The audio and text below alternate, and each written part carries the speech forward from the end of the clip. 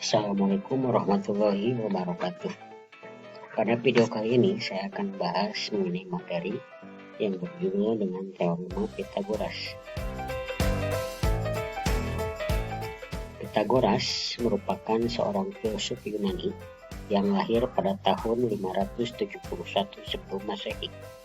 Dia terkenal dengan teoremanya yang disebut dengan teorema Pythagoras, yaitu teorema yang menyatakan bahwa kuadrat hipotenusa segitiga siku-siku sama dengan jumlah kuadrat dua sisi yang lainnya.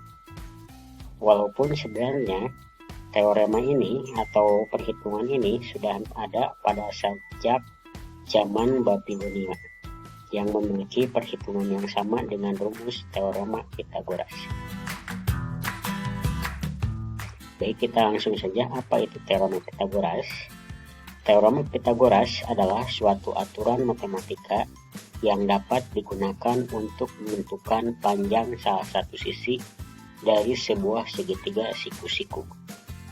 Teorema ini hanya berlaku untuk segitiga siku-siku saja, atau yang berkaitan dengan segitiga siku-siku, dan tidak bisa digunakan untuk menentukan sebuah segitiga lainnya.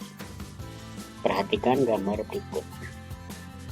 Ini sebuah segitiga ABC siku-siku di sudut A, di mana pada sisi AB ini disebut sisi alas, sisi AC ini disebut dengan sisi tegak, dan sisi BC ini disebut dengan sisi miring. Pada segitiga siku-siku ini yang jadi fokus adalah sisi miring, selalu berada di depan sudut siku-siku. Nah, ini sudut A, kemudian di depannya ini adalah sisi miring. Apa itu bunyi teorema Pythagoras? Bunyinya adalah kuadrat sisi miring atau hipotenusa sama dengan jumlah kuadrat sisi-sisi yang lainnya. Kalau ditulis secara matematika menjadi miring kuadrat sama dengan alas kuadrat ditambah tegak kuadrat. Sisi miringnya yaitu adalah BC menjadi BC kuadrat, alasnya adalah AB jadi AB kuadrat, ditambah tegaknya adalah AC kuadrat. Jadi BC kuadrat sama dengan AB kuadrat ditambah AC kuadrat. Jadi kalian jangan terfokus pada hurufnya, tapi kalian fokus pada gambarnya, dan yang jadi acuan adalah sisi miring selalu berada di depan sudut siku-siku. Dari rumus ini kita bisa turunkan menjadi, apabila ditanyanya sisi alas, rumusnya menjadi alas kuadrat sama dengan miring kuadrat dikurangi tegak kuadrat. Apabila ditanyanya sisi tegak, rumusnya menjadi tegak kuadrat sama dengan miring kuadrat dikurangi alas kuadrat.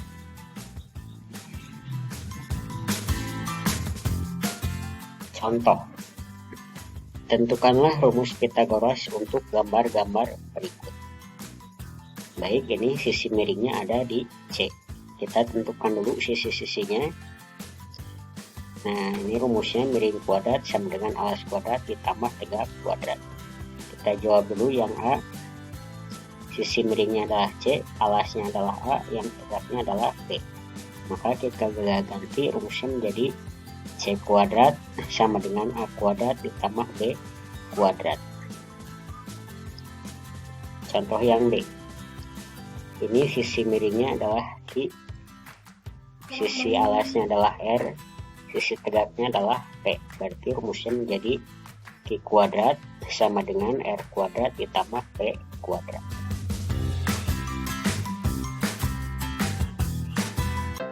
Contoh selanjutnya. Tentukanlah panjang X berdasarkan gambar berikut. Nah, baik, kalau tadi cuma rumusnya, sekarang kita ke perhitungannya. Ini X berada pada sisi miring. Kita tentukan sisi tegaknya 3, sisi alasnya 4. Berarti yang ditanya adalah sisi miring. Miring kuadrat sama dengan alas kuadrat tambah tegak kuadrat. Kita ganti miringnya dengan X kuadrat, alasnya dengan 4 kuadrat, tegaknya dengan 3 kuadrat sama dengan X kuadrat sama dengan 4 kuadrat itu 16, 3 kuadrat itu 9. sama dengan 16 tambah 9 itu 25. Nah, sampai sini ini baru dalam bentuk X kuadrat. Berarti kita akarkan supaya menghilangkan kuadratnya, sama dengan X sama dengan akar 25. Jadi kalau sudah dalam bentuk akar, X-nya tidak pakai kuadrat. Sama dengan akar dari 25 adalah 5 cm. Jadi X-nya itu adalah 5 cm. Kemudian yang B, ini X-nya adalah pada sisi alas. Kita tentukan sisi miringnya 15 cm, sisi tegaknya 12 cm. Yang ditanya adalah sisi alas.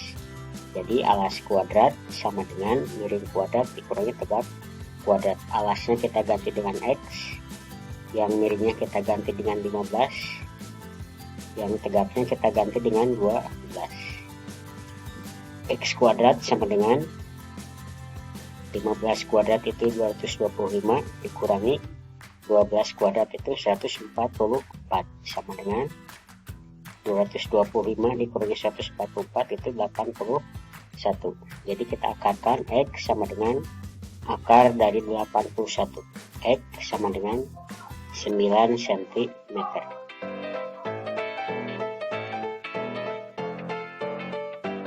Contoh selanjutnya, sebuah kapal berlayar sejauh 100 km ke arah barat, kemudian berbelok ke arah selatan sejauh 75 km. Jarak terpendek kapal tersebut dari titik keberangkatan adalah, baik kita gambar dulu sketsanya. Ini titik berangkatnya, dia bergerak ke barat 100 km, kemudian ke selatan 75 km. Berarti jarak terpendeknya itu ini yang berwarna merah, berarti yang ditanyanya itu adalah sisi miring. Miring kuadrat sama dengan alas kuadrat ditambah tegak kuadrat. Kita ganti sisi miringnya menjadi jarak terpendek sama dengan alasnya itu 75 dan tegaknya 100 kuadrat.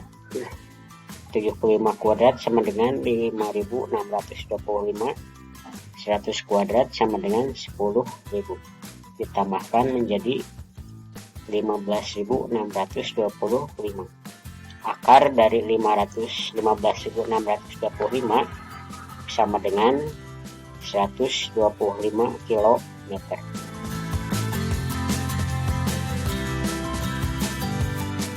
Contoh selanjutnya,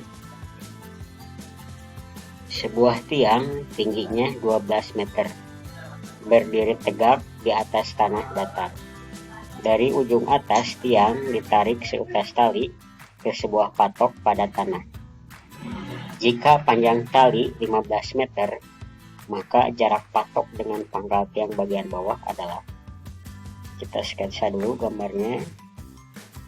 Ini tinggi tiangnya adalah 12 meter. Ini tali dari atas tiang ke patok itu 15 meter.